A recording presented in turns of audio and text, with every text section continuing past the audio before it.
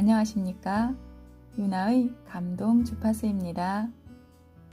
오늘은 리디거 달케의 돈의 심리학입니다. 왜 부자들은 돈에 대해서 말하지 않을까요? 리디거 달케는 의학을 공부하고 신치유 방법 과정, 심리치료 과정을 마쳤으며 심리치료사로 활동했고 총체적인 심신상관학 등 명상과 금식에 관한 세미나에 중점을 두고 있습니다. 돈이란 문제는 항상 우리의 영혼과 관련되어 있다고 합니다. 하지만 그 사실에 대해서 우리는 전혀 주의를 기울이지 않는다고 합니다. 가난하다는 의식은 외국을 나가더라도 늘 함께 합니다. 외적인 환경 변화를 통해 내면의 문제가 해결되는 경우는 극히 드뭅니다. 외부 세계와 내면의 이미지들을 자극해서 훨씬 풍부한 영혼의 세계로 빠져들어가면 어떨까? 내적인 변화와 그에 상응하는 사고방식의 전환이 내면의 문제를 해결해주는 경우가 훨씬 많으며 부자로 살기 위해서는 돈에 대한 심리와 유연성과 스스로를 풍요롭게 느끼는 마음가짐이 필요하다고 합니다. 우리는 어렸을 때부터 성실하고 고된 노동을 통해 주변 사람들에게 기쁨을 주고 돈을 벌어 부자가 될 수 있다고 생각해 왔는데 현대의 돈벌이에서 이것은 꽃을 따는 방법이 되지 못한다고 합니다. 그럼에도 불구하고 우리는 성실하고 고된 노동은 영혼을 불러내거나 불러냈다고 느낍니다. 이 방법은 돈을 빨리 벌거나 부자가 되는 방법이 아닐 뿐이며 성실성은 돈과는 관계가 없습니다. 성실성은 사람이 돈과 어떤 식으로 관련을 맺는가만을 알려줄 뿐입니다. 물질적인 성공보다도 삶의 행복을 우선시한다면 최대한 오랫동안 성실해야 한다는 것입니다. 우리는 이런 돈에 대한 고정관념을 바꿔야 합니다. 돈에는 힘이 있습니다. 돈의 힘이 가진 비밀은 돈에 대한 매혹 자체에 있습니다. 소망을 충족하는 것, 삶의 수준을 높이는 것, 행복을 구매하는 것이 돈의 목표인 것입니다. 좀 더 의식이 있는 사람이라면 삶의 질을 높이고 시간을 벌어서 자기 발전의 기회로 삼고자 할 것입니다. 돈은 무의식의 그늘을 드리우고 사회를 지배하며 돈의 노예가 되는 것만큼이나 사람들은 돈 없음의 노예가 되고 있습니다. 인생에는 대립과 공명의 법칙이 있으며 이 규칙들이 어떻게 작용하는지 이해하고 터득해야 성공할 수 있습니다. 인생 중반의 전환의 시기에 변화가 한번 찾아온다고 합니다. 그때 심판은 상사, 정치가, 기업가, 의사, 기자 혹은 배우자입니다. 그때 욕지거리와 불평의 태도가 어느 정도로 나타나느냐는 인생을 지배하는 규칙에 대한 몰이해의 정도를 말해준다고 하는데 불평이 많을수록 규칙을 덜 파악하고 있는 것입니다. 공명의 법칙은 뇌세포의 반사 뉴런이라는 곳에서 공명을 느끼게 됩니다. 하품을 하거나 어린 원숭이가 어미 원숭이를 따라합니다. 또한 불행은 홀로 오는 법이 없다는 연쇄 법칙도 있습니다. 운명은 운명의 당사자가 자신을 거부하면 할수록 더욱 거세게 찾아온다고 합니다. 이 운명은 자신의 책임임을 인식하고 스스로를 바꾸기 전까지는 계속됩니다. 이 연쇄 법칙을 중단하는 방법은 새로운 마음으로 항상 깨어있는 것이라고 합니다. 그리고 새로운 공명 영역의 장으로 들어가 그 장에서 무엇인가 이룬 사람들과 시간을 보내며 지적인 경험의 교류가 중요합니다. 자신의 내적, 외적 세계를 바꾸고 풍요롭게 만들고자 하는 사람은 어떤 영역이든 공명을 바꾸어야 합니다. 모든 사람들은 자신의 세계에 살고 있습니다. 세계를 바꾸고자 하는 사람은 스스로의 공명을 바꾸어야 합니다. 대극의 법칙은 사태의 발전이 종종 정반대로 방향이 바뀌는 것입니다.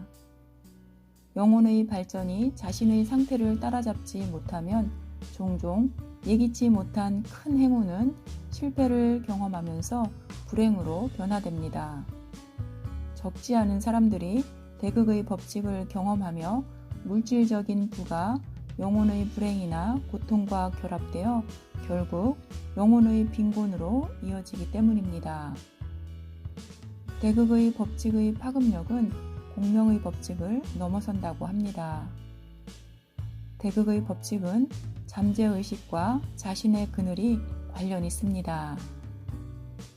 항상 반대쪽 극을 주시하는 것이 이득입니다. 그렇지 않으면 선의 것은 쉽게 나쁜 것이 되어버리고 맙니다. 베르톨트 브레이트가 말했듯이 좋은 것의 반대는 나쁜 것이 아니라 선의 것입니다. 선의 것에서 종종 나쁜 것이 생겨나니 우리는 선의 것을 서로에게 좋은 것인지 더 깊이 생각하고 실행해야 합니다. 돈과 관련된 하위 법칙들이 있는데 그것은 다른 사람의 돈을 가져오는 것입니다.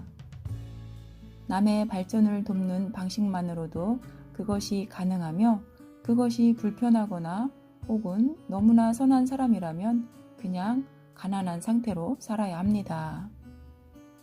이런 사람은 불평을 늘어놓거나 남의 돈을 부러워해서는 안 됩니다. 가난한 사람은 돈의 원리에 대한 이해가 부족한 사람 혹은 그것의 실행 가능성에 대한 이해가 모자란 사람입니다. 필요한 것은 돈과 돈의 움직임의 기저에 놓여 있는 법칙을 이해하는 것입니다. 주인 없는 돈은 존재하지 않으며 돈을 갖고자 하는 사람은 스스로 능동적인 사람이 되어야 합니다. 공명의 법칙에 적용시켜보면 이미 부자가 된 사람은 더 이상 돈을 벌기 위해 노력을 할 필요가 없다는 것을 알게 됩니다. 그들에게 돈은 자신으로부터 나오고 있기 때문입니다. 달케는 이 책에서 돈에는 논리, 신비, 질, 느낌, 불안, 소화상태, 해결책으로 나누어 설명하고 있습니다. 돈에는 법칙이 있고 돈과 관련한 여러 흐름을 이해해야 돈과 좋은 관계를 갖고 사랑하며 행복하게 지낼 수 있다고 합니다. 처음에는 적은 돈도 인생의 큰 기쁨을 가져다 줍니다. 하지만 그 후부터는 돈이 가져다 주는 만족은 점점 적어지고 결국에는 더 많은 돈이 더 많은 문제만을 가져올 뿐입니다. 어린 시절부터 열심히 돈을 벌어야 한다는 것을 머릿속에 각인한 사람은 경제적인 것이 아무런 의미를 주지 못하는 상황에서도 계속 앞으로 나가려 하기 때문에 위험합니다. 하지만 당신은 당신의 길을 갈 때 항상 충분한 돈을 갖게 될 것입니다. 당신이 진정한 소명이 될 직업을 선택할 때 경제적인 이득을 생각하지 않고 배우자와 세상을 사랑하게 될 것입니다. 돈의 신비가 주는 관계는 시간은 돈이고 돈은 시간이다 라는 등식이 성립합니다. 그렇지만 인생에서 부자가 된 나이 많은 부자는 시간은 돈이다 라는 등식이 성립하지 않는다는 것을 뼈저린 방식으로 깨닫게 됩니다. 그리고 평생을 시간으로 돈을 산 사람들은 이제 다시 돈을 시간으로 바꿀 수 있다고 생각하지만 그것은 그 어느 곳에서도 불가능하다는 사실 때문에 절망에 빠집니다. 우리는 삶에서 정말로 자유스러운 시간을 마련할 수 있는가? 우연은 스스로를 알리고 싶지 않은 신이 사용하는 가명이라고 합니다. 우리가 그에 대한 공명을 발전시킨다면 오히려 법칙성에 따라 우리에게 발생하는 우연에서 지금의 삶을 살고 사랑할 것을 먼저 알게 될 것입니다. 돈에도 질이 있습니다. 돈이 적은 것보다 많은 게 좋다는 것은 누구에게나 분명합니다. 그렇지만 영혼에 있어서는 실제로 좋은 돈과 나쁜 돈이 존재합니다. 나에게 있어 돈의 양과 질은 어떤 관계를 갖고 있는가? 나의 영혼이 보기에 나의 돈은 어떤 질을 갖고 있는가? 나의 돈과 소유에는 어떤 에너지가 결합되어 있는가? 이 질문들과 돈에 대해 생각해 보시길 바랍니다. 돈과의 느낌은 곧 행복과 사랑입니다. 부처가 말했듯이 삶의 모든 고통은 집착에서 나옵니다. 돈이나 재산보다 인간이 더 집착하는 것은 없으며 현대인들은 돈에 자신의 모든 마음을 바칩니다. 모든 배후엔 탐욕이 자리하고 있고 영혼의 빈곤함은 돈의 질과 관련이 있습니다. 영혼의 풍요와 가능성은 행복과 평화에 놓여 있을 뿐입니다. 돈은 적지 않게 사랑의 대체물이 되기도 합니다. 돈으로 사는 사랑을 통해 우리는 사랑과 돈 사이의 관계에 오래전부터 익숙해져 있습니다. 돈을 많이 가진 사람은 무엇이든 사랑까지도 살 수 있고 존경까지 받을 수 있다고 생각합니다. 사실 그는 질투의 희생자이며 부정적인 사랑의 형태인데 말입니다. 돈과 사랑은 매우 가까우며 경제적인 관심과 사랑 어린 관심, 그리고 부드러운 관심은 사랑을 표현할 수 있는 돈이 됩니다. 사랑은 돈으로 살 수 없고 계획하거나 조종할 수 있는 것이 아닙니다. 돈은 불안과 깊은 관련이 있습니다.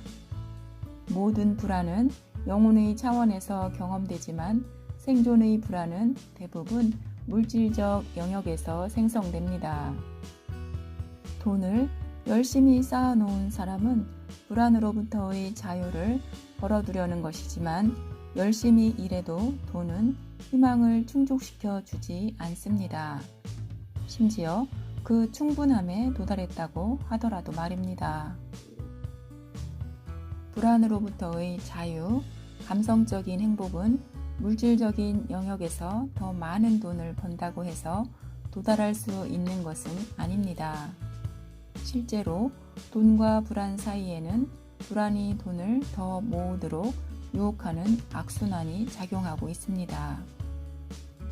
돈이 조금밖에 없으면 돈을 잃을까봐 불안하고 두려워하며 백만장자들도 불안하다고 느낍니다. 심지어 아무것도 가진 것이 없던 이전보다 상태는 더 나빠지기도 합니다. 달케는 또 돈과의 관계를 배변의 관계로 말합니다. 소화를 잘 시키고 배설하는 과정에서 돈의 흐름을 관찰한 것입니다. 최초의 소유물인 대변은 어린아이에게 권력의 느낌을 접하게 해줍니다. 아이는 대변을 자아로 생각합니다. 아이는 주변 세계에 미치는 자신의 힘을 경험하고 소유가 곧 권력이라는 것을 체험합니다. 정신분석의 학문기는 중요한 자기 형성의 단계이며 소유와 돈이라는 주제는 이 학문기의 시기에 형성된다고 합니다. 이 시기 형성된 돈에 대한 태도는 절약이나 인색, 질투, 불신, 의심, 집착, 쌀쌀함, 성적인 억압, 결벽증, 청결, 정리정돈, 철저함, 변덕, 완고함, 무질서, 낭비벽, 양심불량 등이 나타납니다. 그래서 돈이나 물질을 쓰지 않고 모으려는 것은 학문기로의 퇴행, 반대로 돈을 집어삼키는 것은 구강기로의 퇴행으로 봅니다. 갖는 것과 주는 것, 이 어린 시기에 형성된 태도는 자신의 돈의 전 생애에 영향력을 행사합니다. 정말 소중한 시기임을 다시 한번 느낍니다. 영혼의 문제를 야기하지 않게 돈의 흐름을 유지시키는 분명한 자유로운 해결책이 있습니다. 그것은 다양한 기부를 통해 돈을 흐르게 하며 아동 지원 조직을 통해 세계의 가난한 지역의 어린 아이들에게 대리부모의 자격으로 매월 일정한 돈을 송금해 아이들의 미래를 보장해주는 일입니다. 미래를 위해 아이들에게 지원하여 보다 안전하게 길을 열어주고 기부를 통해 심장의 내부에서 미소가 열리고 나눔의 따뜻함은 훨씬 오래 지속될 것입니다. 돈의 영혼과 소통이 잘 이루어진 것입니다. 이 책의 후기는 찰리 채플린이 썼습니다. 채플린의 후기 중 앞부분을 읽어드리겠습니다. 저는 세계의 지배자가 되고 싶지 않습니다. 제겐 그럴 재능이 없습니다. 저는 누군가를 지배하기도 또 누군가를 정복하기도 원치 않습니다. 대신 제가 할 수 있는 곳에서 사람들을 돕고 싶습니다. 유대인, 이방인, 유색인종, 백인 등을 말입니다. 모든 사람이 다른 사람을 도울 때만 우리는 세상을 좋게 만들 수 있습니다. 라는 후기를 남겼습니다. 또 돈에 대한 팁으로 용기를 가지고 다른 사람들의 생각에 관심을 끊으라고 합니다. 돈에도 심리가 있어 신뢰하고 사랑과 행복, 감사가 함께할 때 그곳에 머무르게 됩니다. 좋은 것의 반대가 선의의 것이라는 것을 알았을 때 저는 충격받았습니다. 나의 선의의 것이 좋은 결과로만 나타나지 않았으니까요. 그동안 우리가 가진 선의의 것이 우리의 삶에 어떻게 작용했는지 생각해보는 오늘은 어떨까요? 오늘도 유나의 감동 주파수였습니다. 감사합니다. 감사합니다. 감사합니다.